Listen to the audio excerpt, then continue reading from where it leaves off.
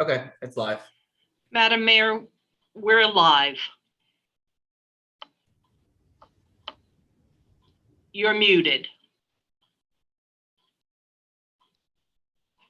Good evening, everyone. I'd like to call this Tuesday, March 2nd, regular City Commission meeting to order and ask the clerk to call the roll, please.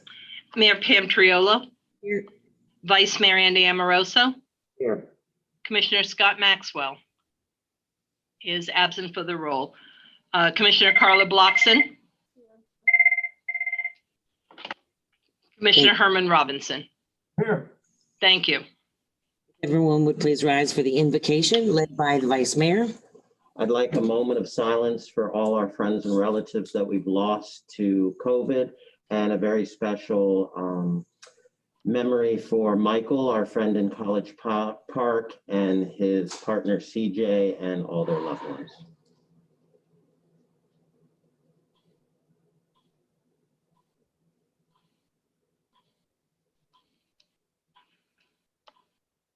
Thank you, Madam Mayor. Thank you. Commissioner Robinson, would you do us the honor of leading us in the pledge? Absolutely. Pledge allegiance to the flag of the United States of America and to the republic for which it stands, one nation, under God, indivisible, with liberty and justice for all. Okay, are there any additions, deletions, or reordering? Madam Mayor, there was one addition to the presentations. It's going to be presentation item C, and it's for the apprentice lineman's graduation for Lake Worth Utilities. Okay. All right, I'll entertain a motion to accept the agenda as amended. So moved. Second? All those in favor? Aye. Aye. Thank you so much. Who seconded the motion? I'm sorry, I can't hear it. Commissioner Blockson. Thank you. You got it. Moving on to our presentations. First up, a presentation from Palm Beach County Community Service Director, James Green. All right. Good evening. Good evening. Welcome. Thank you for having me here this evening. My name is Jay.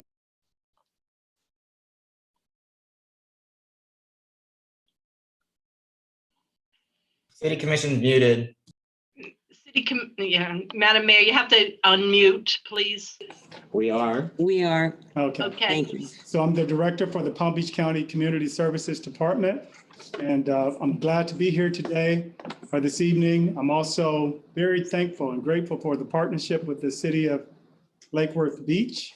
We partner on a number of different fronts, but our service center on Osborne is one that is in the community and is very accessible to the residents that we serve, and we appreciate your partnership there and with the utility company. So I'll begin there. So what I want to do is just give you a very high level overview of some of the things that we're working on, some of which you'll see is directly relevant to what you're doing here with the city of Lake Worth Beach, and then give you some information about the emergency rental assistance program that we'll be launching within the next couple of weeks. And then just take a moment to answer any of the questions that you may have regarding some of the assistance that's coming down the pipe. So if you could advance the slide. Next slide. Next slide. So I'll begin here because municipalities are represented on most of the advisory boards that govern the programs that we have within community services. Of course, we work with all 39 municipalities, and we have a resolution that formed the Citizens Advisory Committee on Health and Human Services. So Palm Beach County was one of only 67 counties to opt in to have a health and human services element to the county's comp plan. And so we're very fortunate. And obviously there are some things that we have as a county that many of the others do not. The Citizens Advisory Committee came together some 20, 30, well, actually close to 40 years ago and made recommendations to formulate the healthcare district. And so they continue to look throughout the entire continuum of care for health and human services. So if you think about housing or transportation or employment or health and wellness, crime, childcare, all of those support services that families need, there are institutional leaders on this committee that represents those sectors, and they work to ensure that the services provided within those sectors and across those sectors are done in an effective and an efficient way. And so we're very, very happy with the volunteers on the Citizens Advisory Committee. The whole purpose of this committee is to make sure that we are not only ensuring that the Health and Human Services system of care is operating effectively, but also it defines the county's relationship with other partners and funders. And so whereas we don't provide funding in all of those domains, there are 3 primary domains that the county does fund. And so you'll see that in subsequent slides. And so the CAC will assess each of those domains and work to see who's providing services, what populations are being funded, and where the gaps are. And then they strategically make recommendations to the Board of County Commissioners to allocate funding through the financially assisted agencies to fill the gaps within those systems. Okay. Next slide. So this just gives a snapshot of what the CAC uses currently to assess how well we're performing as a system of care.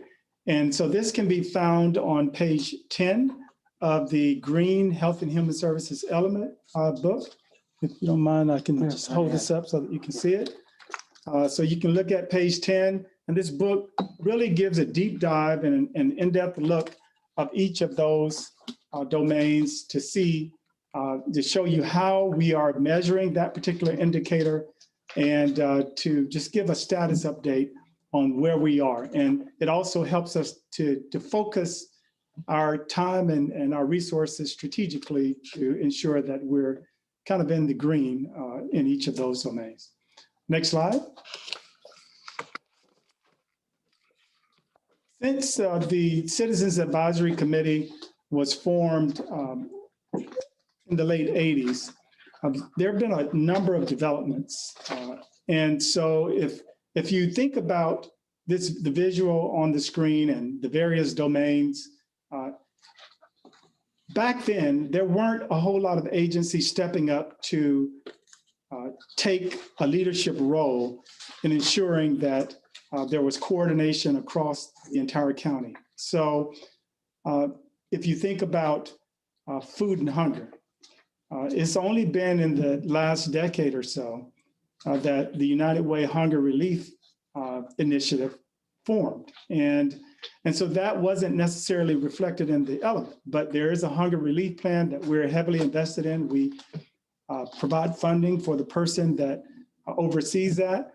And they're responsible for looking at all of our food pantries in the county. They're responsible for looking at the major pantries like the Food Bank and Feeding South Florida and others.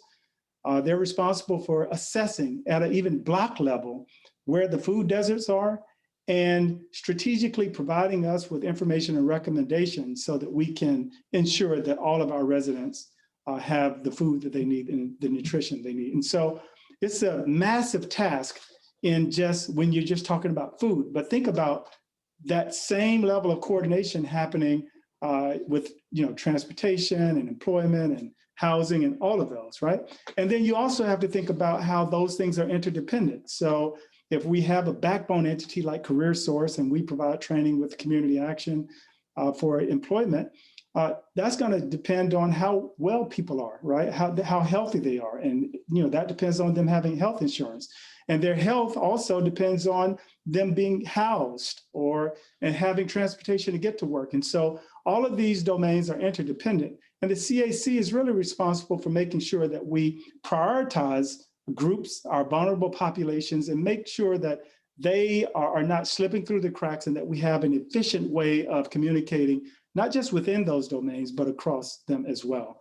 And so We look at the quality of services, the accessibility, whether funds are available. We look at making sure that there's an accountability structure there and making sure that we're coordinating effectively throughout the entire county. And we always want to make sure that we're looking at things like institutional or structural or racism and discrimination. We always want to make sure that we're looking at keeping people at the core of the work that we do. That's very important. And we want to make sure that we have an integrated approach to our service delivery that maximizes access to the services that our families need. Next slide. And so I'll move pretty quickly, but to the left of this slide, you'll see the 6 major priorities strategic priorities that the Board of County Commissioners focus on. And you'll see that 3 of those priorities are aligned with the work that we do in community services. Now, there are other departments out of the 20 plus departments within the county government. There are other departments that provide services, but we are play an integral role with economic development, especially with workforce development piece, with housing and homelessness, and with substance use and behavior disorders. And so we have the drug czar housed in our department. We play the backbone agency for all of the agencies that we fund for homelessness. You'll hear a little bit about that. And we house the plan to address poverty in Palm Beach County. And so there's a comprehensive plan that we'll talk just a little bit about as well.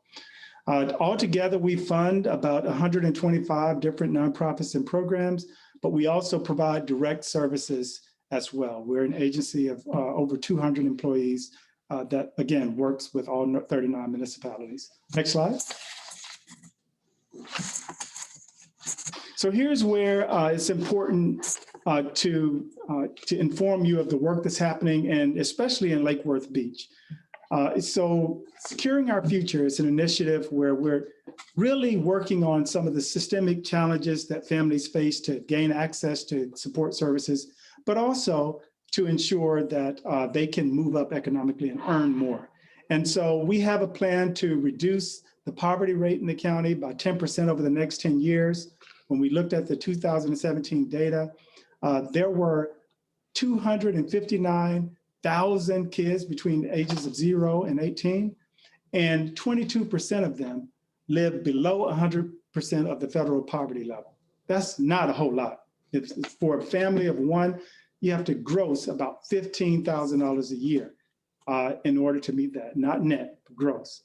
And so, in a county where we have 44 billionaires, where we have 71,000 millionaire households, we have 60,000 kids who are living in abject poverty. And so our goal was to reduce that number by 6,000, by 10% over the next 10 years.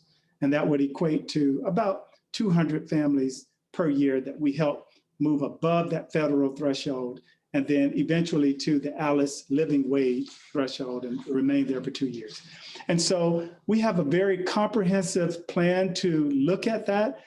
You can find it on our website at securingourfuturepbc.org. There are a lot of agencies that are working together to provide that integrated service delivery approach to addressing poverty and supporting our families. And let me tell you, this document that I left you is a very, very resourceful document to you. Not only does it describe the initiative that I'm talking about along with the website, but if you go to, I think, page 8 or 9 of this document, each of those domains that I talked about earlier, there's a comprehensive, broad and comprehensive plan to show you the work that's being done. All of those comprehensive plans are linked, hyperlinked here. So you don't have to go and try to find, if you want to know what's happening around health and wellness, just go to this document, click on the hyperlink, and it's here on all of those domains. So it's very useful. But this document also looks at the data, disaggregates data based on racial demographics and others. It shows you where the gaps are in various zip codes and throughout the county. And it shows you which agencies and coalitions are working on those issues in those various domains. And then it shows you how all of them are what the implications are to economic mobility, to families being able to, and giving them the opportunity to move up and to earn more. And so we're working on some of the systemic challenges right now. If families earn a marginal increase of 10, 15, 20 cents per hour, oftentimes they're losing support benefits for housing, food, childcare, healthcare. And so we see families turning down promotions because of that. And so part of this work looks to not just support the families, but also to treat the environment and to develop innovative solutions to addressing policies that disincentivize economic mobility. And so, you know, I could talk about this forever, but I know I'm very limited, but very important initiative that you should know about. And obviously Lake Worth Beach, you know, there's a lot of work going on there. The next document is our Leading the Way Home. Some of you are familiar with the homeless plan, the 10-year plan to end homelessness. Well, those 10 years expired, and we certainly had our challenges, but now we have a new integrated approach to homelessness that's outlined in this document. And the things that you should know about this, and it can be found on thehomelessplan.org, are really three things. One, we want to continue to focus on prevention. You know, we provided payments to about 20, close to almost 30,000 individuals to prevent them from being evicted and kicked out of their homes just in the past 6-7 months with the CARES Act. But we've been focusing on preventing people from being homeless for a very long time. And so this tells you about all of our efforts to prevent homelessness, but also we have to be able to have that interim placement for people so that we can stabilize them and then move them into permanent housing settings. And so this plan talks about our strategies to build regional homeless resource centers. Of course, you're familiar with the tent city that was there at John Prince Park. We worked with a number of entities to move those individuals into the temporary shelter on Fairgrounds Road. But since then, we've expanded our shelter capacity from the Lewis Center to the non-congregate sheltering and homeless shelter in the Glades. So we have a 42-bed facility that was just opened out in the Glades. And we're working on building a homeless resource center next to our Mid-County Senior Center on Lake Road. I think that's in unincorporated, but it's, you know, most people, it's close enough to Lake Worth Beach to definitely have an impact. And so that's going to be an 84-bed facility that allows us to increase our shelter capacity so that we can stabilize individuals and move them into permanent housing settings. That's extremely important as we look to engage our faith base, our businesses, and our municipalities in this overall effort. And then the third piece of this plan that you should really know about is our effort to increase the amount of affordable housing.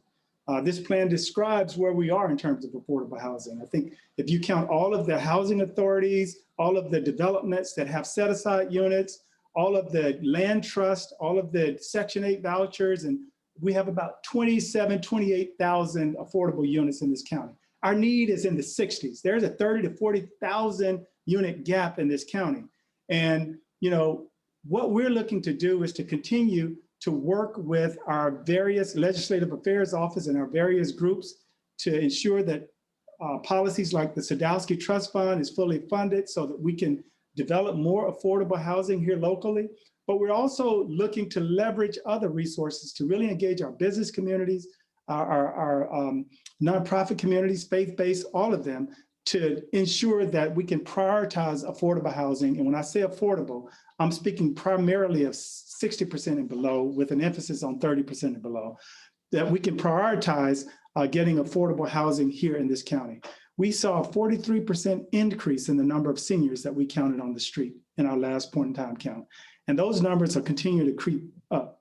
And it's just, it's you know, I can't say enough about it. Our seniors deserve better. They just do. And so we have to be keenly focused on creating opportunities to make sure that our seniors are being taken care of and other populations that are vulnerable. It costs us $35,000 to $40,000 a year per individual who is chronically homeless and left on the street because of the number of interfaces with the criminal justice system, our healthcare system is extremely expensive. We can house them for an entire year for $10,000, $12,000, right?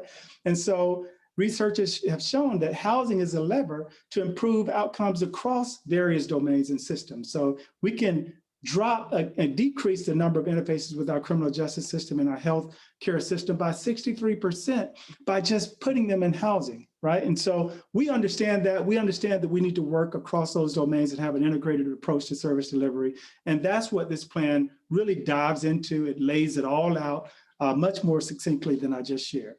And then the last thing that I want to talk about is our plan around, this is the opioid plan. I know I'm running time, but I'm going to try to wrap it up here. Our opioid response plan, it talks about our efforts to address substance use disorders here in the county. So it's broader than opioids, but this plan really drills into our issues. And we have a drug czar in our department that works with a number of funders to make sure that individuals are getting the treatment they need and that they have the recovery supports. And so we're focusing a lot on recovery supports. But it also addresses mental health challenges in the dually diagnosed. And so that whole system of care is something I can also talk about. I won't dive into it, but it's important for you to know that we're coordinating strategically throughout the entire county to address that issue. Next slide. Next slide. And I'm going to move pretty quickly here, so you guys forgive me.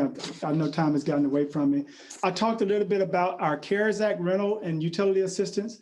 And our numbers, I won't go into detail, but just know that when we look at rental and utility assistance, that we were up to close to $30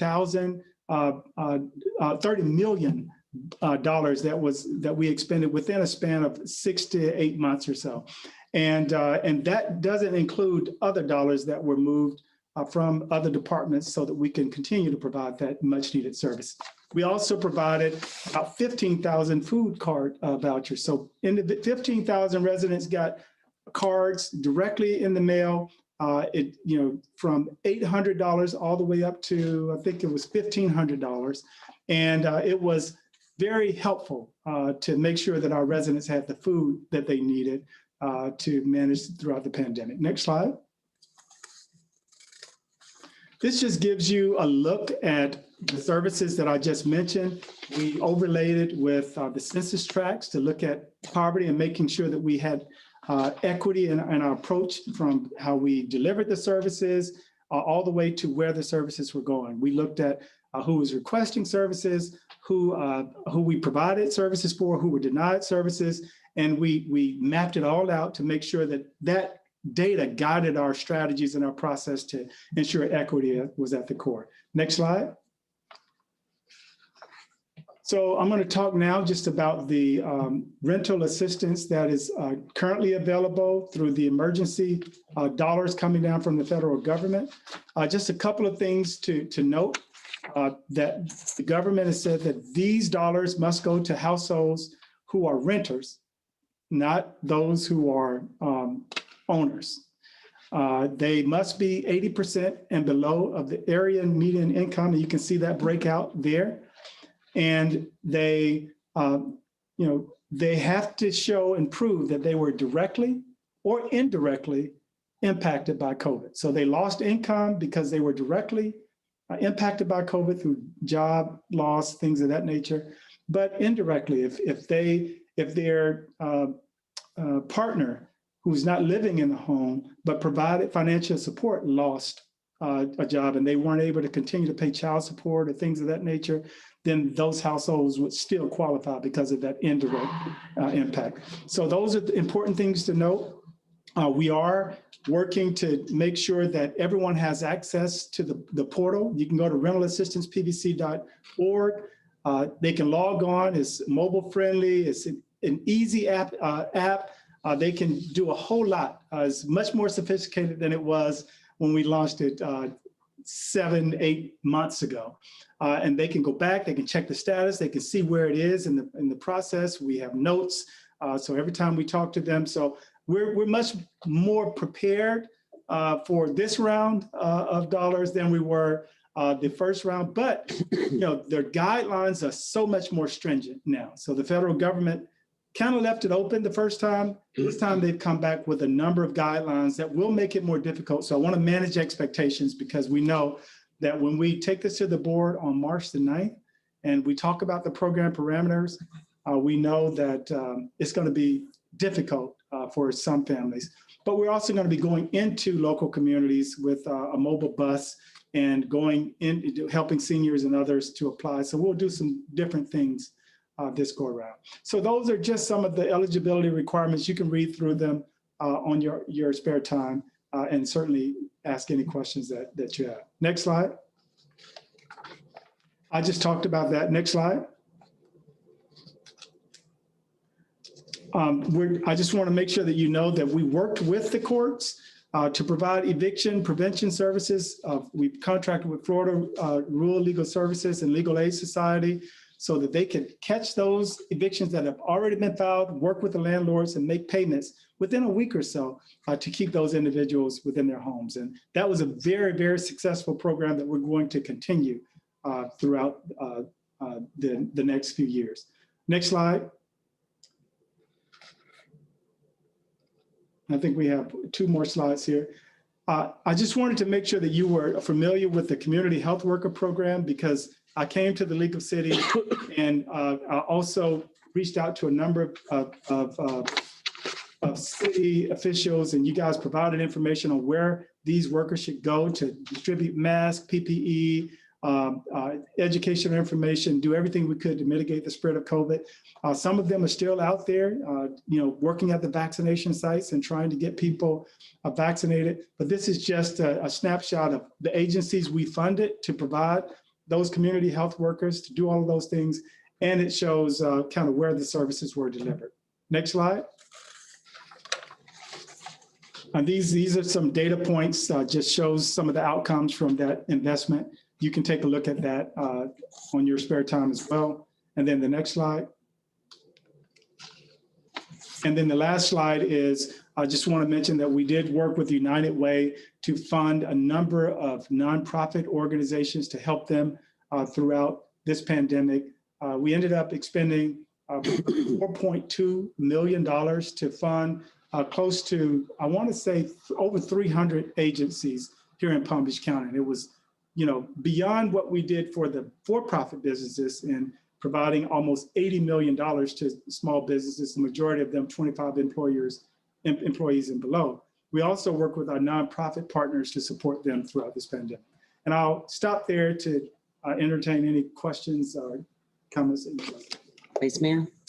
I just wanted to thank you, Mr. Green, for being here. Mr. Green presented to the Palm Beach County League of Cities, and he was talking about a lot of things that we had talked about recently up here, especially for some of our new commissioners. And, people forget that we fall under the umbrella of Palm Beach County, and they're looking for a lot of services from the city of Lake Worth Beach that Palm Beach County provides for the residents of Lake Worth Beach. And, I think he's brilliant. You heard him speak, and, I think he has, a lot of the answers we're looking for. A couple quick questions. So you had mentioned that Palm Beach County spent about 30 million, but the CARES Act only gave you about 24 million. Yes. So the rest came from Palm Beach County because you saw the need. Is that correct? That's correct. So we were originally allocated 20 million for rent and utility assistance. And there was another 20 million allocated for foreclosure assistance. We expended all of our rent and utility assistance and had to go back maybe 4 different times to ask for additional dollars. There were some line items, I think foreclosure, they ended up expending about $12 million. So they ended up moving some of those dollars over. And then we also had an additional allocation of, I want to say, the original allocation was about 7.5 million for food. But once we started the food card distribution program, we went back a number of times and received additional dollars from there. I think there were some leftover dollars from the AAA agreement. We moved that over and some other. Yeah, and if you remember one of the food programs I was working with, Buchan, which was home delivery for people that couldn't get out, Buchan got funding directly from Palm Beach County to do some of those feeding programs. And you were under a strict, you had to spend that money by a certain time. Now there's new money, you get a little bit more time to spend it. There's not as much restriction. Is that true? The new dollars, we're receiving $45.2 million, and those dollars must be expended by September 30th of this year. And if 65% of those dollars are not expended, then obviously they can, Well, we're going to help you. scoop it up and reallocate. We're going to make sure the residents. If we see that there is a need for more time, we can request additional time for 3 months to the end of December to expend the dollars. Okay, and my last question for clarity, does somebody have to be in an eviction portal in order to get help with assistance with utilities or rent? Do they have to be that far along, or can they just say, I'm having issues paying my bills, I no longer have a job? How does that work? So the presentation, I kind of moved over it pretty quickly because, in the essence of time, but it does lay out some of the eligibility criteria. Individuals who are homeless can receive services, they automatically qualify.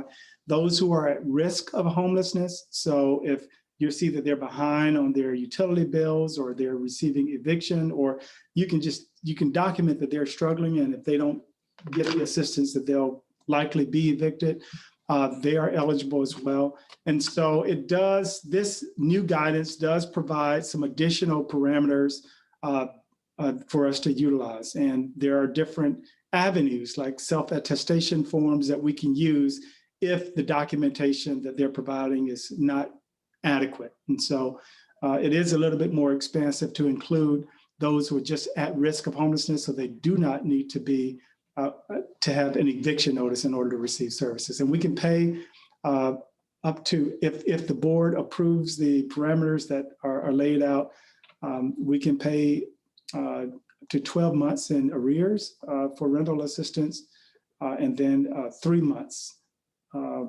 in advance. But it wouldn't be above the 15-month if it holds in the next couple of weeks, if those parameters hold. And if they don't have assistance in arrears that is needed, we can just provide services for 3 months at a time, but they have to come back in and recertify every 3 months.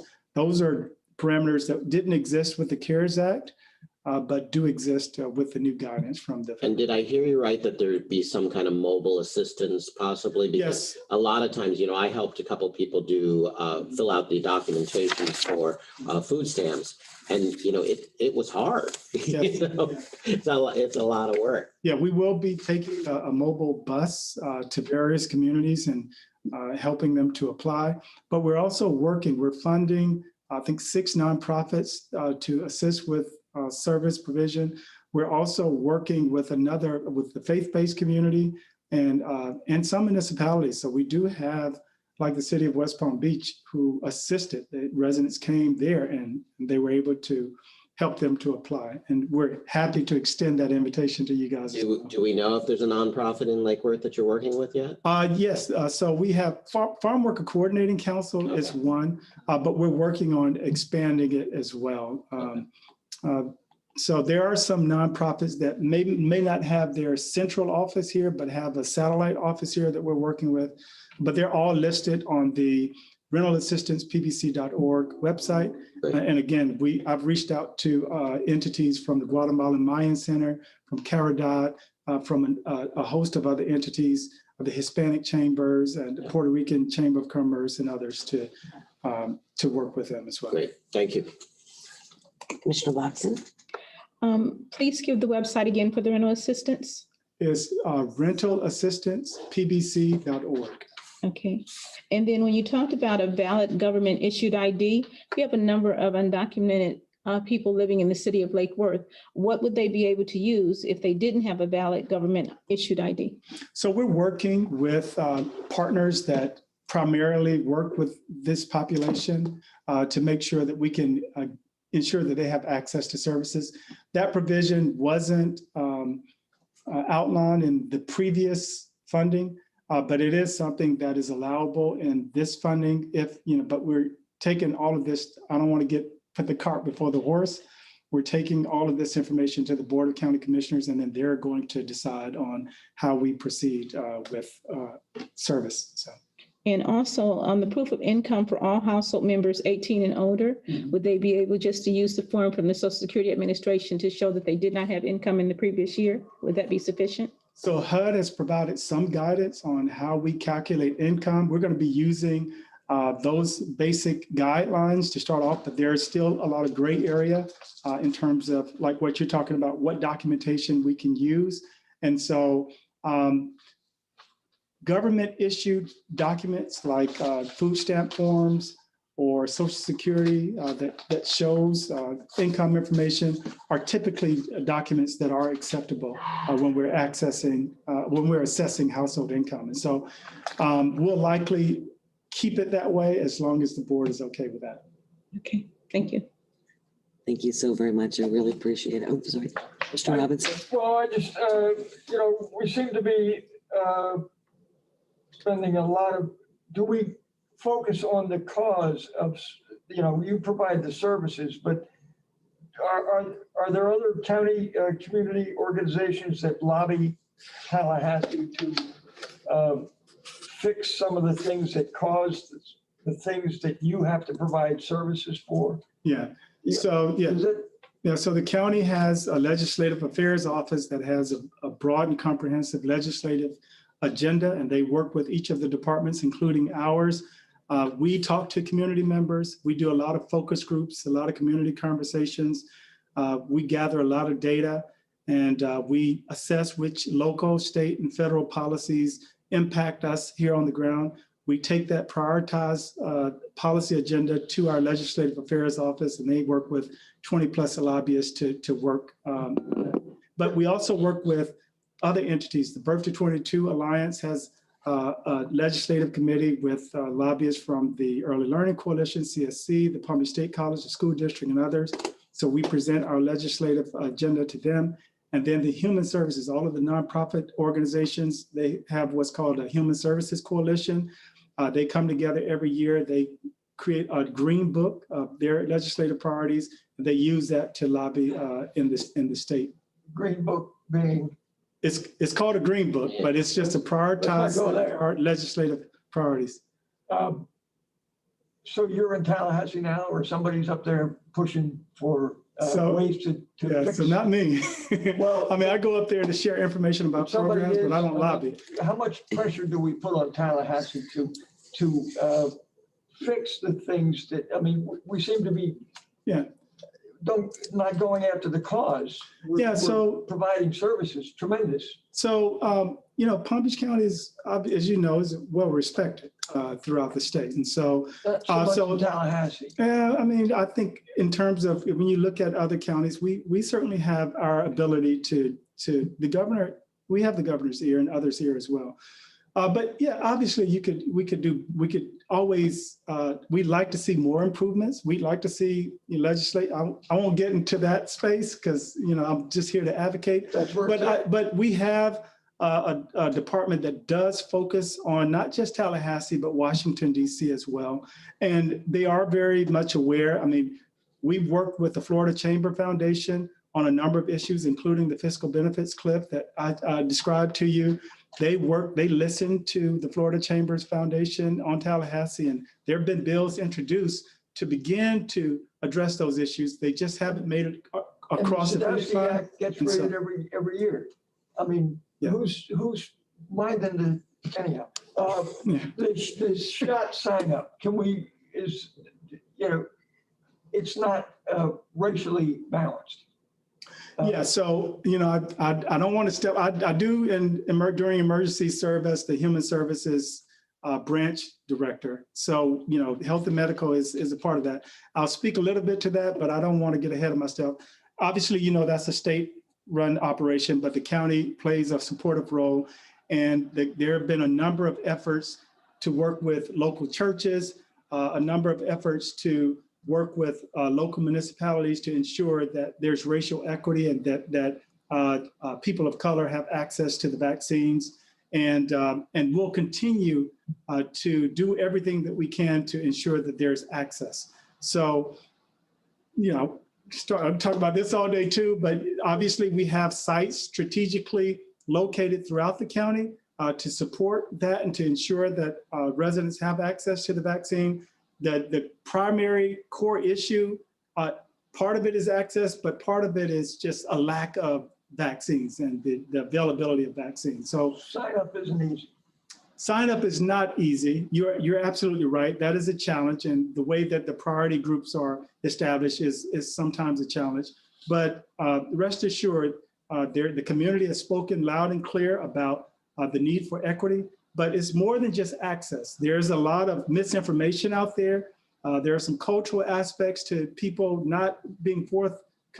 I had to talk to my own mom. We had to call a family meeting just to get my mom to take the vaccine. So that's real. And you know, people need to make their own decisions. And so all we can do is provide the education, dispel the myths, and really encourage them to get vaccinated. But there are multiple challenges to this that goes beyond just, you know, access. Is it, aside from eviction money, is there money for utility payments? Yes. Okay. Yeah, they're both combined. We're already getting it. Your job is growing, but I want to eliminate your job. Yeah, that's the whole goal, right? That's the goal. Absolutely, But absolutely. we're happy to have him. I don't know if I missed this or not, and maybe you can help me. What kind of assistance does the county offer to people? We have meeting a lot of people that were maybe younger generations, first-time home buyers, or semi-retired couples still in the workforce, or whatever. A lot of them have slipped over into this, you know, this area of needing things and having a hard time making their mortgage payments. And what are we looking at? I mean, I know I hear things from the federal government, whatever, but this just seems this middle-class working family area seems to not be able to benefit. They make too much money for certain things and not enough money for others, but they're struggling to pay their bills and they're sinking. Yeah, so the first round of CARES went up to 140% the area median income. So you can make six figures Okay. and still qualify for those programs. Okay. Now, the majority of people were at 80% and below, but it didn't prohibit them from getting the access support services they needed. Okay. This round of dollars is different.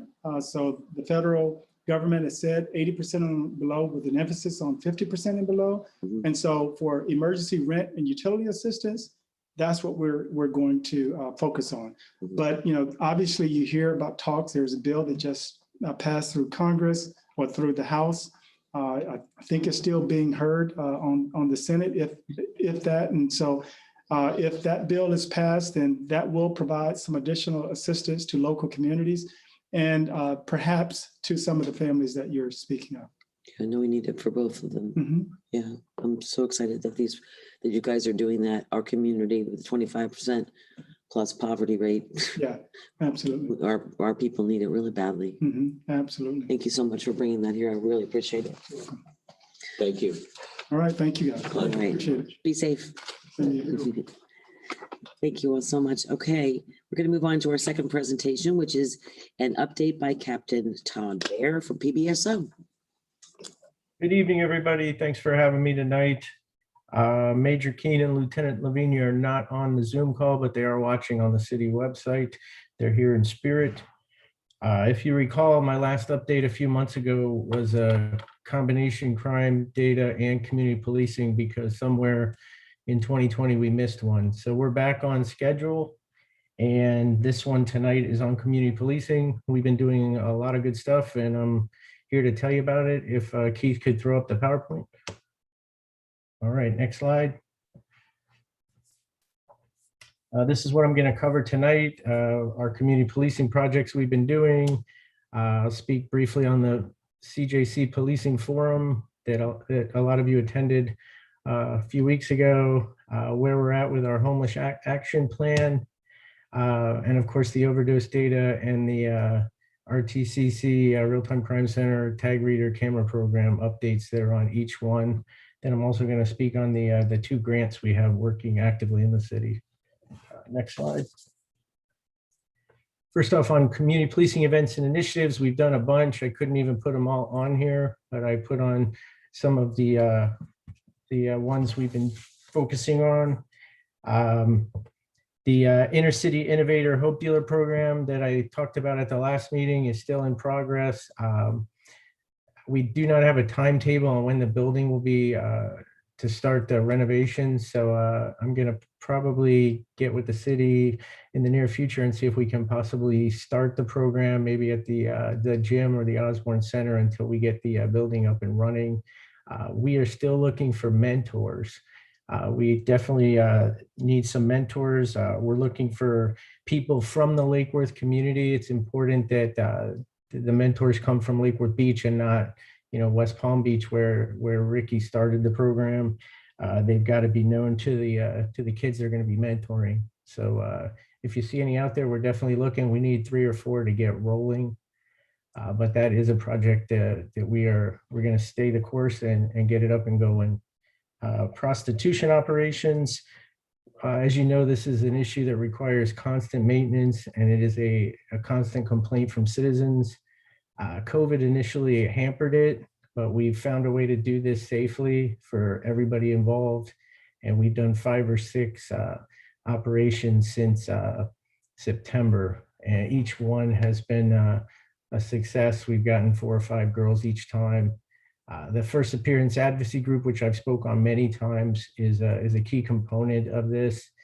They've been very helpful in getting us higher bonds, extra sentences, better programs, things like that, based on their comments to the judges and state attorneys. We recently completed a drug operation. That was the narcotics unit did that, and we assisted. We took 40-something real bad guys off the street for selling different illegal substances. We had that cold spell a few weeks ago, and my community policing guys and girls went out and did what we called Project Warmth and Compassion. They handed out blankets to several homeless people throughout the city, and I'll speak more on that later. We've also done, this is a great nonprofit that's local to the area out of Broward County in Jacob Shoes. We've done several events at the elementary schools where we get with the teachers and they give us the sizes of 40 or 50 children, and they get brand new sneakers and backpacks, and we deliver them to them. And that's been a really nice program. We've done it 3 times now, and we have more scheduled. Next slide.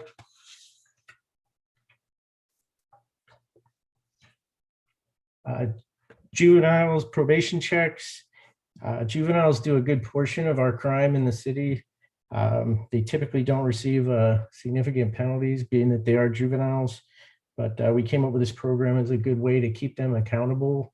2 of my CP deputies, community policing deputies, have taken the program, taken ownership of it, and we do periodic checks of the juvenile probation with the probation department. It's been very effective, not only in making arrests, but in keeping them accountable and keeping them on their toes.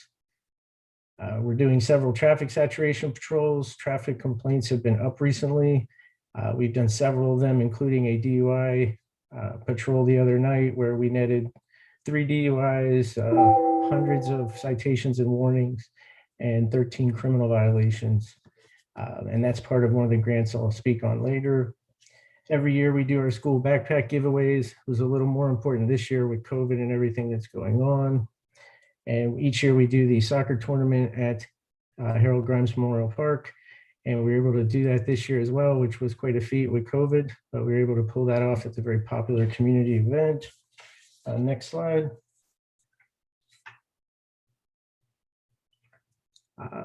These are just some of the pictures. The one on the left is one of our daycare centers. In addition to the 400 or 500 children in the elementary schools that we give gifts each holiday year, which this year was no exception, we also added the daycare centers this year. That was something new, and you can see that they appreciated it. It was a real nice event. The deputies enjoyed it. On the right, he doesn't look like it, but that gentleman with the white t-shirt is 90 years old. We started doing a lot of these birthday celebrations during the shutdown. They got so voluminous that we had to stop doing them for a while, but we do make the occasional exception. And 90 is definitely something to celebrate. So that was a nice event we did. Next slide. Hopefully you're seeing some of our alternate methods of patrol. Go back. Hopefully you're seeing that. We've had the mounted unit in the city several times. We're out on our Polarises and ATVs frequently. Myself and the lieutenant even take them out a couple times a month.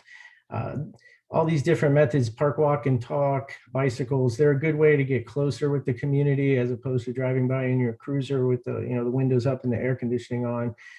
So the goal on that is not only to prevent crime, but to interact with the community when we're doing it. So hopefully you're seeing it. If you haven't seen it yet, it's coming to your neighborhood soon.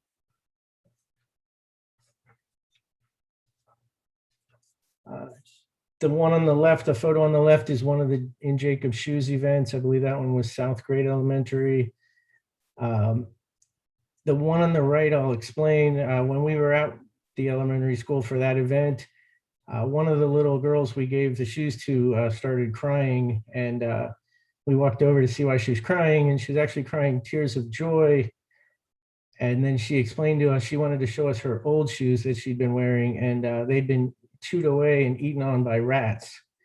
And we were all taken aback by that. And then she further went on to tell us that she can't sleep at night because she's scared. She hears the rats in her house. So some of the guys took it upon themselves to find a local pest control company, and that's the people pictured with our community policing deputies.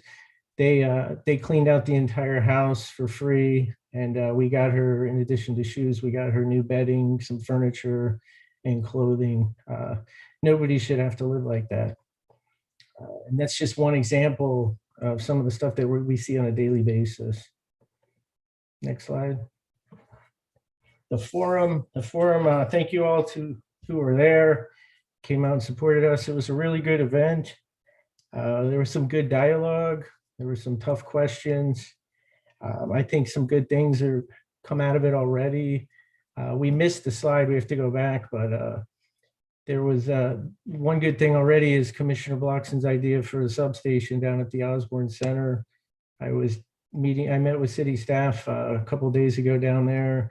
That project is definitely going to come to fruition. We've got an office selected in there, and we can use that community room where the forum was held when needed. And we've got all kinds of ideas for uses for that substation. We're not trying to commandeer it. We just want one little office, and we'll spend some time down there. I think it'll be a great thing for the community and for us, frankly.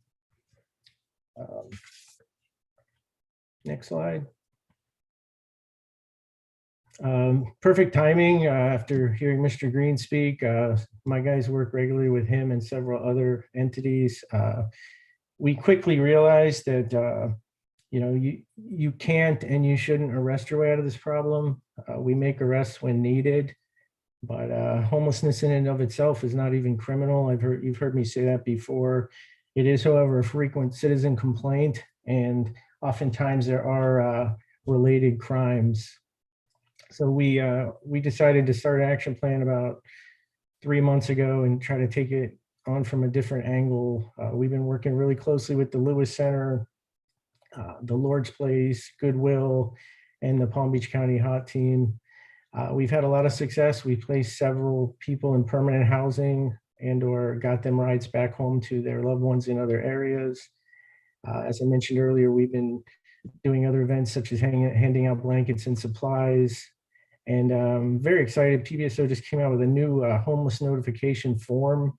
It's a great idea. Not sure who came up with it, but when we do encounter homeless people, we have a form that we can fill out. That the whole goal of it is to help these places like the Lewis Center and the County HOT team, which is homeless outreach team, and the other nonprofits, help them locate the homeless. Because oftentimes they want services, but there's nothing available at the time.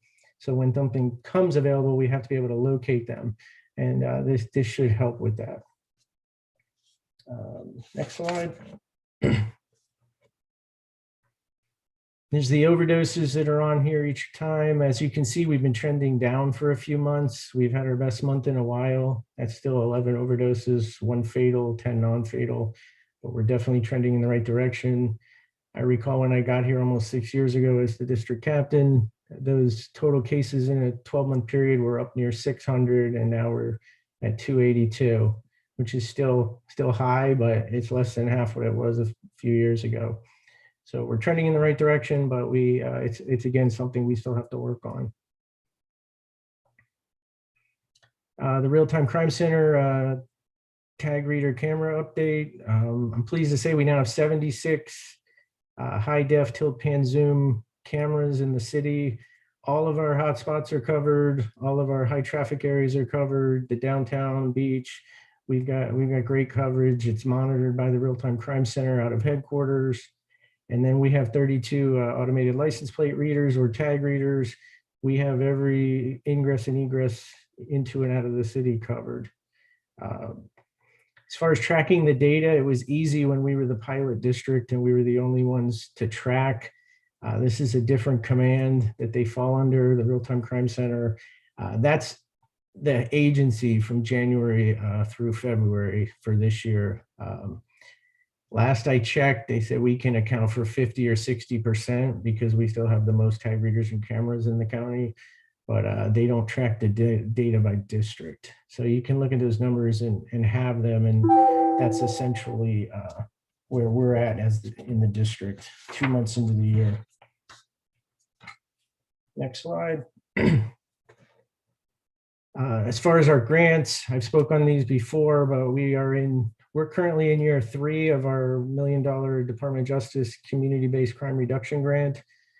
It is going to be extended to a 4th year due to COVID-19. We're not going to receive more funding, but they're going to give us another year to try to accomplish a lot of the stuff, particularly the community relations, community involvement piece of the grant, because so much of it was hampered by COVID. I am pleased to say we've made some progress on the crime suppression front. The crime suppression details I mentioned at the last meeting, where we put out a supervisor and a certain amount of deputies, and each one on the high volume nights in the locations where violent crimes are likely to occur. And it's had a great effect. We started 2020 with increases in a lot of areas, and we finished the year really well. And this year started off really good as far as crime. We've got double-digit drops in areas such as robbery, which has always been a persistent issue in the city. And then as far as the other grant, the Violent Crimes Division obtained a FDOT impaired driving grant. That was the DUI suppression detail we did last week. We have $75,000 for the year to do saturation patrols in Lake Worth Beach, targeting DUIs and other traffic issues. Next slide.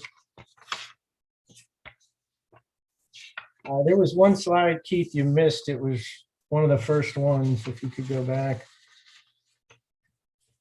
There you go. That was where I wanted to touch on the substation, which I did. Keeping in touch with the public has been a little different during the pandemic. We've had to pivot a little bit. We haven't been able to have our large gatherings that we like to have. We've tried to do everything virtually as much as we can. We're still doing our community meetings that we do. The lieutenant and I meet with a security rep for each neighborhood once a month, where they get information on crime data and trends, and they get to ask questions directly to the lieutenant and I. We've been able to maintain that virtually. We're sending our community policing deputies to the neighborhood association meetings that are being held virtually. I'm speaking this weekend at the NAPC President's Council meeting, and we are still doing virtual meetings for the grant. We established that leadership council. It's about 25, 30 people from all facets of the community, from PBSO, the city, the county, Healthier Lake Worth, the Guatemalan Lion Center, clergy, homeowners, the NAPC, you name it. So that's been a really good meeting. I'm looking forward to the days when we can go back to meeting in person. Weekly updates during the pandemic.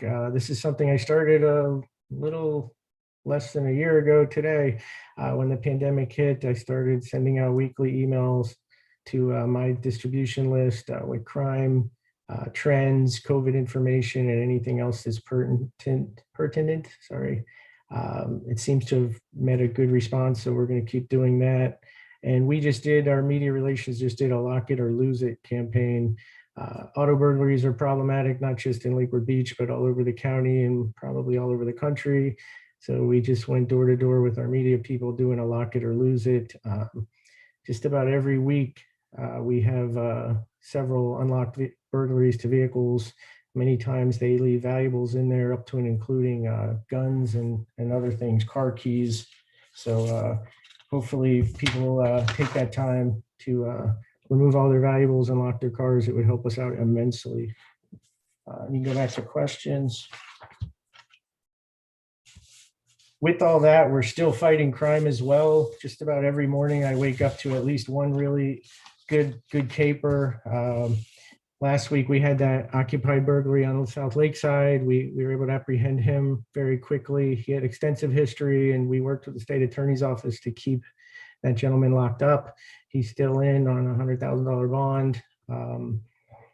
Yesterday, we had a vehicle stolen where the mom left it running for just a second with her 4-month-old in the car.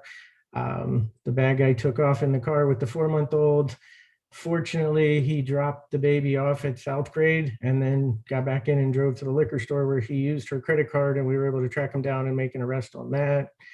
And then just today, another example, the Real-Time Crime Center, we worked in conjunction with them, and they called out a stolen vehicle, and we were able to take the bad guys into custody without incident on that. So just about every night, something happens, and you all see the case of interest as well. And the guys and girls are doing really good police work out there too. So with that, I'll take any questions.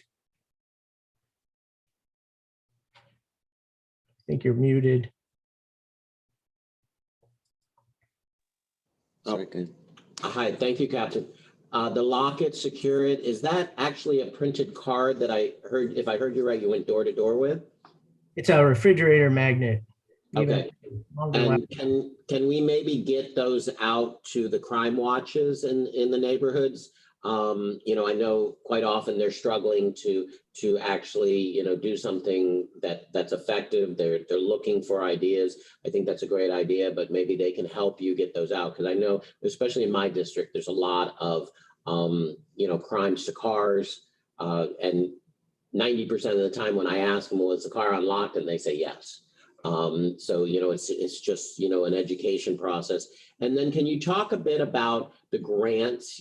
I've been involved with some of these grants, and when you talk about the grants, it almost sounds like they're new grants that we haven't been working on them in a while. And a lot of people are concerned about, the funding's not where we could spend that funding over here. Where's the funding going? And these grants that you talk about, the funding has already been allocated and in a lot of times distributed for certain things that those grants were funded for. Can you talk briefly about that? Certainly, that's a great question. I get the same questions myself. On the first point, we can absolutely hand more literature and magnets out. We do that quite often. Again, that's been an issue because of COVID. It's the same magnets and literature we take on the crime walks, the community walks and such. On the grants, it's a great question. It is something I get often myself.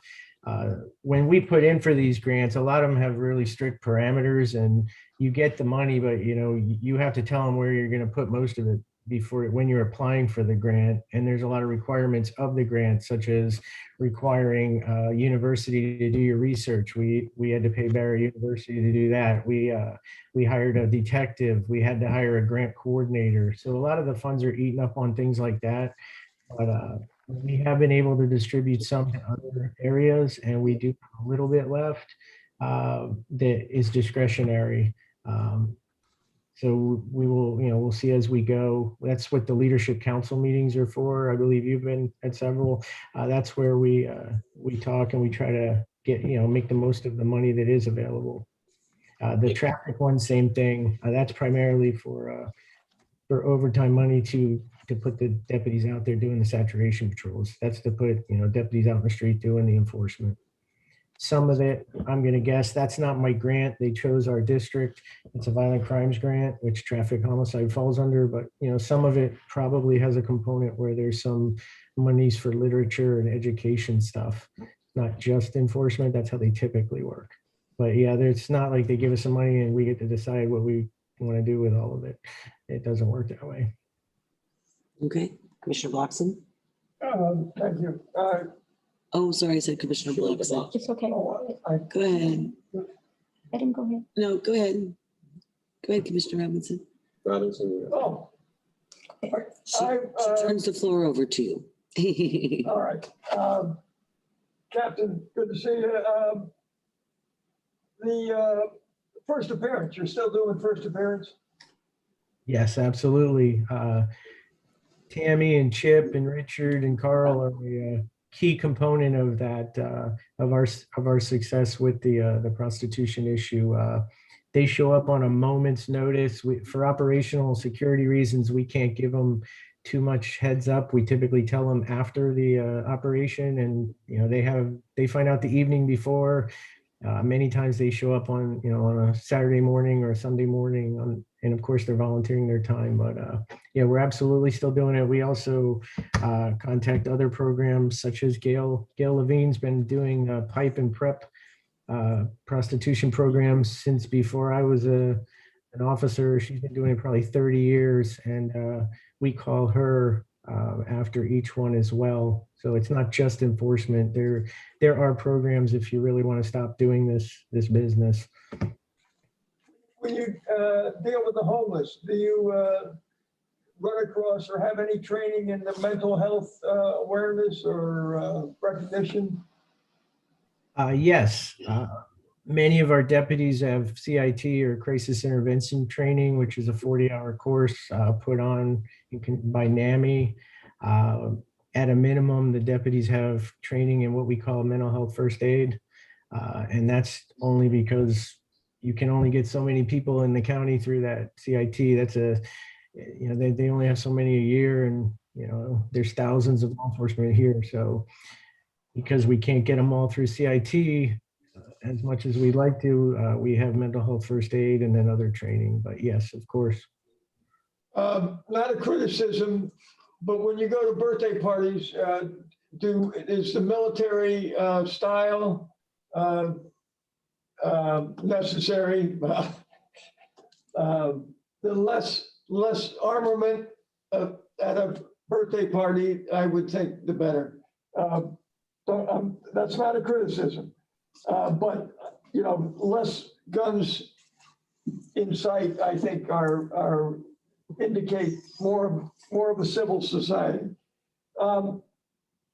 Community policing, fantastic. I'm glad you're working on it, getting out there, and love to see the deputies on the street. The substations are going to be manned full-time, or is that going to take anybody off the street?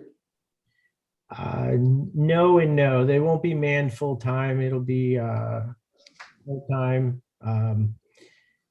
We're going to schedule different events there. I will hold my meetings there. We're going to hold community events there, and we will encourage the deputies to stop in. Substations back in the 80s and 90s, pre-laptops in the cars, that's literally where you would go, and there was a restroom and you would write your reports. I started when you wrote your reports. Now with the laptops, that's why they started to disappear. But I don't want them in there writing their reports. I want them in there interacting with the community. I view it more in 2020 as a place for the citizens to say, hey, the deputy's there, his car's out there. I can walk over and interact. I can ask him a question. We can talk about current events, whatever. It's just a way to get us out of our cars with the windows up and the air conditioning on, and get us talking to the citizenry. I don't want my guys and girls just talking to people when they've been stopped on a traffic stop or we're trying to arrest them or we're called on a call. We want to interact when there's nothing going on. We like it when people walk up to us and we can just, talk about what's going on in the world. There's no I short. appreciate air conditioning.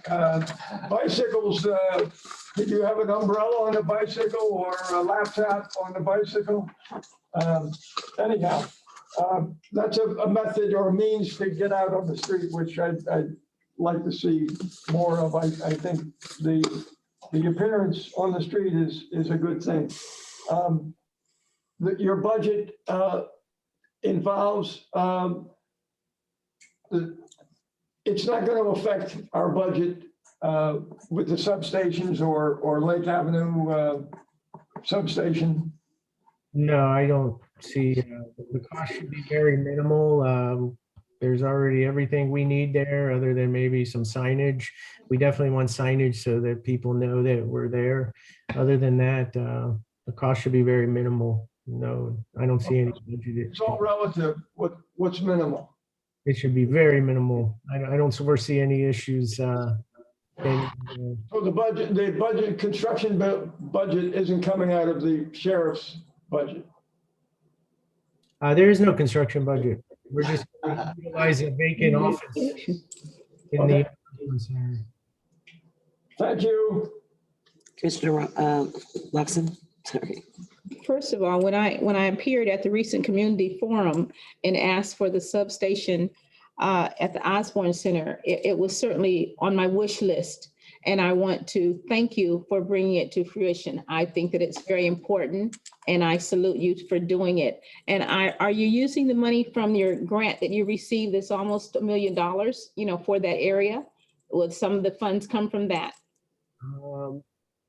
Yeah, the Osborne Center, that entire neighborhood is right in the grant area. So yes, the funds are definitely, we're not piecemealing it by neighborhood, but yes, you're right in the heart of the grant area. So all the funding's being spent in that grant area, which runs from 95 to Federal, from the Lantana limits to 10th Avenue North. So yes, the bulk of the funds was spent on the required data that we had to compile through the university, the hiring of the grant coordinator, and we have a detective that was hired as part of the grant. That's what we put in, saying this is our plan, and they said, okay, your plan's approved. Here, you can hire that violent crimes detective just for that grant area. And then I almost forgot to mention, we did get approved to hire a victim advocate, which is going to be another source of the funding. We have victim advocates in our sex crimes and our violent crimes detective divisions. We are going to be the first patrol district with a victim advocate who will be following up on violent crime and such from the social services aspect. Maybe we have a domestic violence case and we deal with it that night, and then she follows up on the social service aspect afterwards. So we're again the pilot district for that. That's an exciting turn of events to have our own victim advocate. And I anticipate she's going to be very busy, she or he. I'm sure that all those positions are needed. And the next thing that I will be asking for is if we could have some programs that involve the youth that are right next door to the Osborne Center. We have quite a few. I think we have probably almost 100 or 200 youth that come to that area on a regular basis. So I certainly will come back as we talk about what we can do to help the area. I'd like to have some more programs such as a DARE or a PAL program, or at least some type of interaction with the youth, because I think prevention is certainly the best way for us to go as far as the youth are concerned. But thank you for your assistance so far. Thank you. Great, thank you very much, Captain Bear. Thank you all. Thank you. Captain. Thanks, Captain. All right, we'll move on to our third. This was added to the agenda, which is our apprentice lineman Yes. graduation.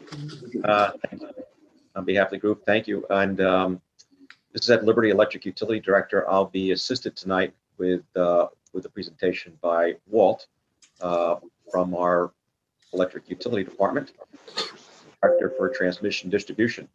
So what we wanted to do tonight was to bring you up to speed and begin the celebration of our 4 apprentices who have been in the program for a number of years now, progressing very, very well, and are now effectively graduating and becoming full-blown linemen in our T&D organization here at the utility.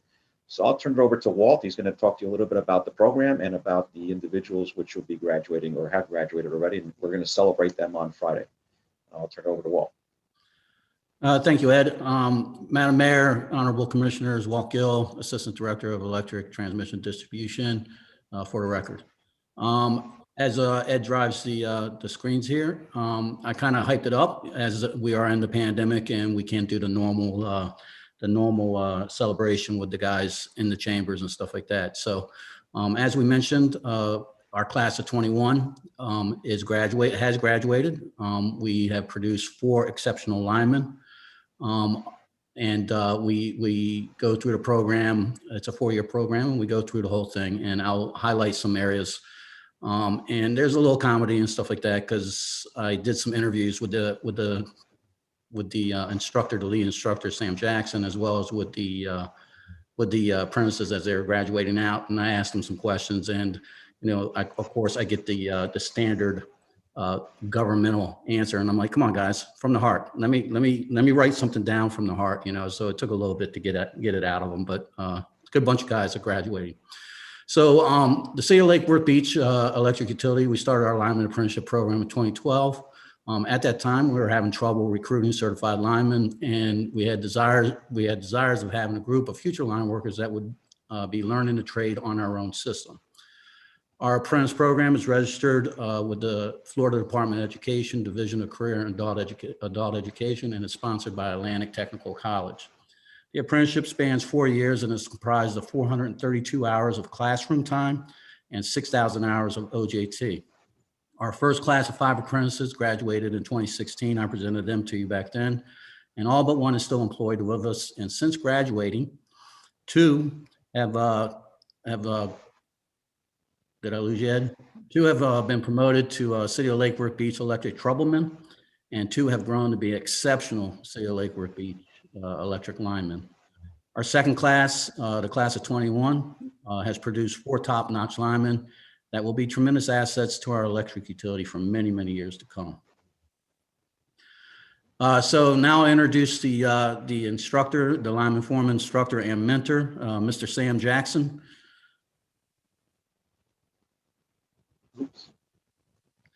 Sam Jackson, he's the IBEW chairman and the lead instructor. Sam has been a lineman since 1982. He joined us here at the City of Lake Worth Beach in August of 2004. The quote from Sam, it's a kind of funny, but it's actually a serious quote. He likes being an instructor to these guys because line work is an art. It's basically a college for these guys. It gives me a chance to impart my knowledge onto the next generation of linemen. I feel like a godfather to them. Although Sam is the lead, Sam is not the only instructor. All our foremen and linemen participate by imparting their knowledge to the new guys. It's a brotherhood out there. Some of the skills, not only do they learn, the line work under Sam Jackson's leadership and with the support of the IBEW brethren, our apprentices have learned to work as members of a team who depend on each other to go home safely. They've worked under blue skies, dark skies, and in storm conditions. They worked on repair jobs, troubleshooting calls, and new construction. They've worked on weekdays, weekends, and holidays, and they've built a future for themselves and their families based on the career here at Lake Worth Beach.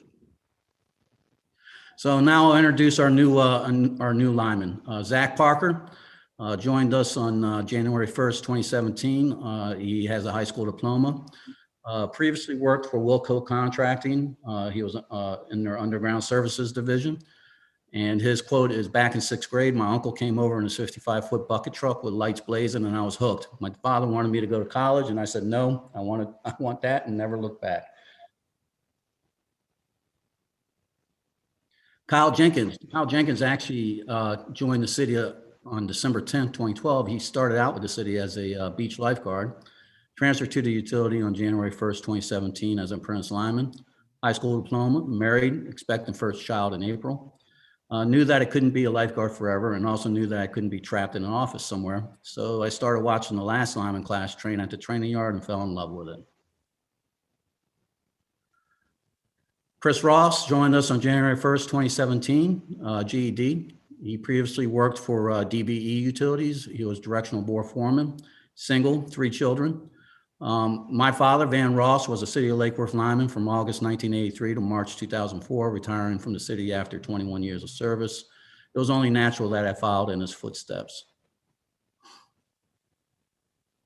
And finally, Everardo Garcia Gomez joined us on October 30th, 2017, GED, married, 3 children.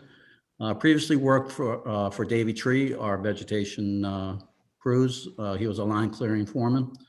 I was looking for a career change to a job that would allow me to learn and grow to better support my family. Saw that this position had opened up and made it through 30 applicants in a tough assessment test, and here I am now. And I introduce to you apprentice class of 2021 with their instructor. Yay. Da, da, da, da, da, da. They're all flipping their tassels right now. They're all watching. They're watching the live stream. So They are watching, and we are very proud of them, very appreciative of the work they've done, very appreciative of the IBW and their instructors and the folks that circled around them to bring them through this process safely and bring them onto the job as full-blown linemen. So, and Madam Mayor, you'll get to meet them on Friday, as well as anybody else who'd like to join us around lunchtime and celebrate this accomplishment for them. So, for many folks, you know, college careers and college environment is not the best thing, and more we learn to appreciate the value of craft labor, particularly union labor here in the city of Lake Worth and around the country. So, I think it's a real testament to the quality of the apprentice programs and the value of these programs to bring people into career paths.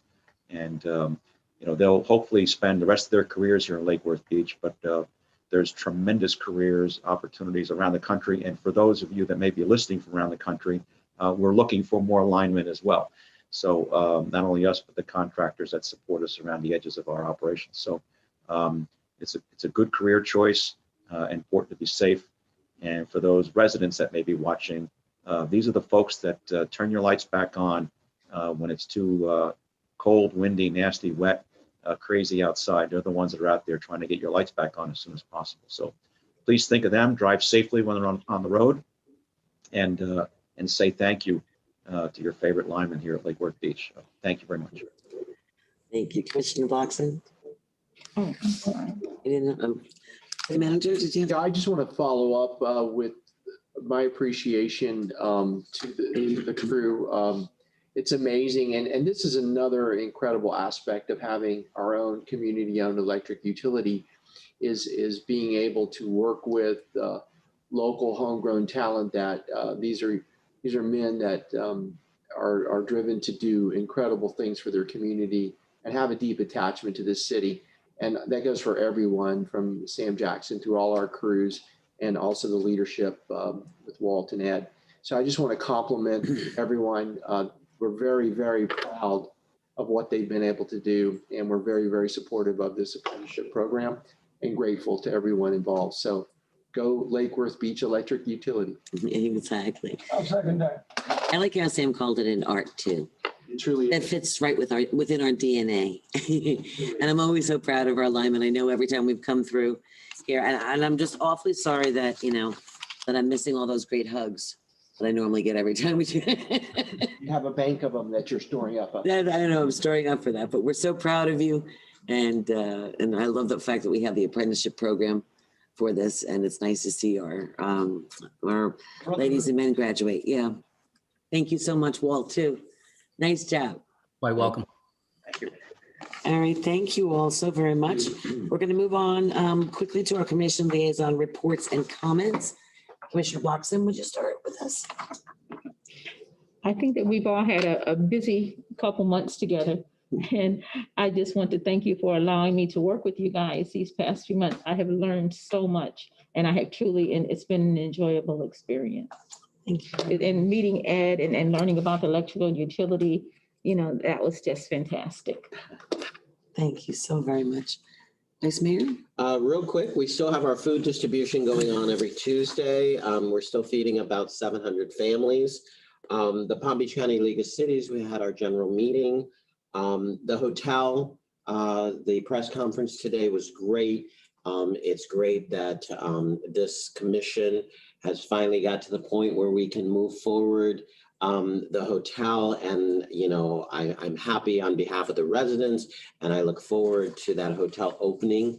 I think they gave us within 2 years, so it's something to look forward, and I think it's just a great. I think the mayor referred to it as a shot in the arm. But the residents deserve it. They've been looking and waiting for it, and it's going to tremendously help the downtown revitalize itself and help the merchants that are there. Our Wi-Fi, our new Wi-Fi that we partnered with Palm Beach County and the school board is being implemented. If you remember, the dais and the commission here voted to move forward $300,000 towards the project. And, it's great after so many years. I remember over 10 years ago, sitting on the Lake Worth CRA, where we talked about bringing Wi-Fi to everyone. And, as we move forward in this pandemic, it's just a great thing to have the children continue to learn from home, have the Wi-Fi access, hopefully they'll get back to school soon, but, to be able to continue to move forward with free Wi-Fi. So thank you, Palm Beach County. Thank you, school board. Thank you, Utilities Lake Worth Beach, and all my electeds here on the dais. Thank you. Thank you. Commissioner Robinson? Yeah, we celebrated Black History Month in February, and it was a lot of good information out. I learned a lot about the history of the systemic racism that our government is involved in a lot of times. Watched a movie One Night in Miami. Sam Cooke is now one of my heroes, and I didn't realize it was more than just music he was doing. Historical Society presented a lot of Black history from Ted Brownstein. The Gulf Stream was I'm very happy that the buyers and the sellers have finally come to an agreement to move forward. The electric utility department we had our meeting last week, and it was expressed all their successes. I look forward to March 10th. We are always moving forward, and I look forward to a quarterly report from the CRA, city manager review. I want to have good input from a charter review committee, education committee. I want to establish workshops on the VRBs, the Airbnbs. If it's possible to establish a South Federal Neighborhood Improvement Neighborhood Association. We expect to have a public-private partnership to improve our oceanfront park. And we should be establishing dates for workshops on a lot of things that we should be talking about and making decisions on. So I look forward to getting through the election cycle and getting back to work. Thank you. Well, I can honestly say that we are working extremely hard. We've had a lot of challenges this last year, especially with COVID-19. And a lot of the challenges, it's when we got a chance to shine though, too. The meeting that we had about the school district with Palm Beach County, I want to thank Palm Beach County Commission, and I want to thank the school board of Palm Beach County for creating this program. A lot of you got information on it in the mail, and that was the overview of the plan from its inception. One of the cool things that often people forget, including maybe the Palm Beach County School Board, is that we have our own electric utility. And what that allows us to be is extremely nimble in how we handle things. And the reason for that press conference and that they called it was because we would be the first city to have the Wi-Fi extenders in the mesh program for the kids, because we had the 67 poles donated, right, to make that project happen. And we also donated, and thanks to my fellow commissioners for unanimously voting to donate those poles, the pole connection fees, and the electric itself to a tune of a lot of money. And they were able to, we're able to make that happen fast. In fact, March 8th, I believe, was the date that will start to take effect. So that was pretty cool. And I thank the commission, I thank the school board, I thank Erica Whitfield, who's always working by herself, Dr. Robinson, and everybody for really, our kids need it. And we often, get forgotten because people think, we live here by the water in the Intracoastal, but we still have, 95% of our kids on free and reduced lunches, and we have, over 25% poverty rate, and our kids need it. And our teachers here and our principals here work harder than anybody. And getting that internet to our kids is huge. So thank you all, and to our teachers and everybody. I'm so very grateful.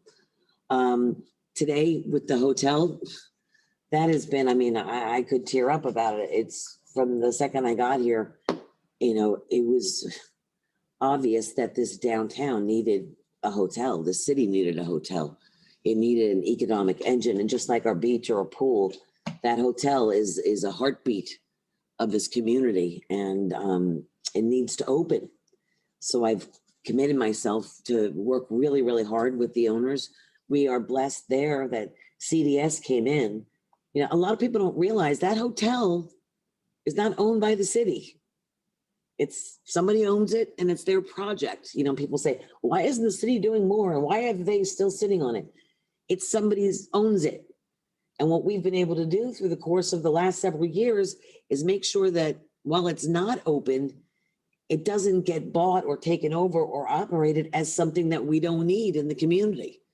And there's a lot of things that it could have become in the last several years, and we've been able to work with CDS, a real partner who stepped up and said, you know what, we know you need a hotel, and we're committed to making that happen. And they actually included us in the process of vetting potential people and companies to come in and operate that. And we're grateful to CDS for that. And Bill Milmo, Carl DeSantis, Jeff Pearlman. And now on the Restoration St. Louis side, a lot of you got to meet them before the pandemic. And they had their funding in place for another hotel in the Midwest. And that was going to be ahead of this project. And we were just after it. And fortunately, all their funding was in place before the pandemic hit for the other project. But they were just getting ready to start ours from that. But they had already done paperwork. They've already done design. They've already done so many different things. And then the pandemic hit. And the banks were not lending for hospitality projects through the pandemics. As you've known, restaurants shutting down, hotels shutting down, the severe restrictions, putting pressures on them. But this is a company that can do it. This is a company that right now, they just opened a brand new hotel in the middle of a global pandemic, and their numbers are just as good, if not better, than some people's numbers without in the Midwest. And they've shared that with me yesterday, and I'm very excited. So what do you do when that's there? I've been working behind the scenes, basically trying to find other ways and other ways of finding funding to get this thing to move forward. And CDS stepped up to the plate, and Restoration St. Louis, they've been working together on this. And now a partnership, instead of just a traditional sale, a partnership will happen between these two companies that guarantees the funding and will allow this project to get funded and move on. And as of today, they have said that they are looking to break ground in 6 months. And they said the total project will take 2 years, but they're looking to open the older portion of the hotel first. So I'm looking forward to 6 months from now and seeing that project break ground, it'll be such a blessing to this community, not just a boom for the downtown businesses and seeing what is happening in St. Louis. The places, all the leases are full and the buildings are full and everyone's coming in. It's a revitalization of the community and the downtown businesses. But think about up to 1,000 jobs coming to our community for people right now in the middle of a pandemic and a community that has needed jobs for a long time that they'll be able to walk to. And Restoration St. Louis says they will, of course, for qualified candidates, choose from our local residents first. So I'm very honored. I'm very excited. It's a dream come true for me, and I can't wait to share that with each and every one of you. And to my fellow commissioners, especially the ones that have been with me the longest time and gone through a lot of those pains of the early days. And City Manager, you too. I'm so grateful for your being creative and working with us to come up with plans as we felt challenges all the time. And it's been a very exciting thing. And now I don't always get, visual props, but I wanted to share this big giant check. It's a big check. And no, I'm not Publishers Clearinghouse. I'm sorry. But this check, the city received $314,961.53 in reimbursements for our COVID-19 expenses. So I want to thank Palm Beach County Commissioners and administration for extending the opportunity to recoup some of the unbudgeted expenses, including all the public information, education, safety equipment, PPE, technology, all to keep our operations working. So thank you very much to the county once again. And our staff worked swiftly to meet the deadline to apply for that reimbursement. And thank you, staff. You always pull through for us. So very grateful. All right. Let's move on to public participation of non-agended items and consent agenda items. City Clerk, your mute is on. Yep. That's no, our mute's on. You're muted. Debbie, she's just talking away. She can't hear me. Debbie, you're muted. Can't hear you. Sorry about that. Madam Mayor, I only have one comment from Jennifer Rodriguez. She'd like to read her own comment into the record. And Jennifer, if you're there, you have 3 minutes. Madam Clerk, this is Keith. She is not in the room. Okay. Very good. Then I think we should move on. All right, thank you. So we'll move on to the approval of the minutes. I'll entertain a motion. So moved. Second? Second, I was wondering, were we going to be read the comment or if she's not here? She didn't have it. She didn't put a comment on the card. I would have. I'm sorry. Yeah, Okay. she didn't have it. That was the reason. So we've got a motion on the floor and then a second by Commissioner Robinson. Yes. All those in favor state so by saying aye. Aye. All those opposed. Motion carries unanimously with Commissioner Vice Mayor Amoroso having stepped out. Consent agenda items. I'll entertain a motion. Motion to approve. Second, Second. all those in favor state so by saying aye. Aye. Aye. All those opposed. Motion carries unanimously. City Attorney, do you have a report? Good evening, Mayor. I do not have a report and would be happy to entertain any questions you may have. Okay, thank you. City Manager, do you have a report? Yes, Madam Mayor, just a couple of quick items.